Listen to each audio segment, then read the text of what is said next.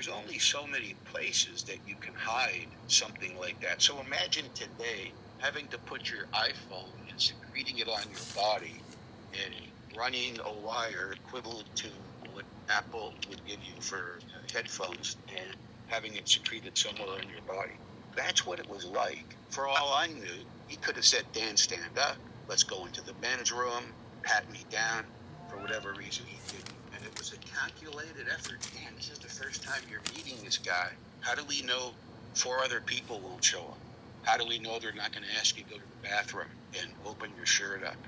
And I says, well, have the surveillance team close by, and we're just going to have to take that chance. We need this evidence.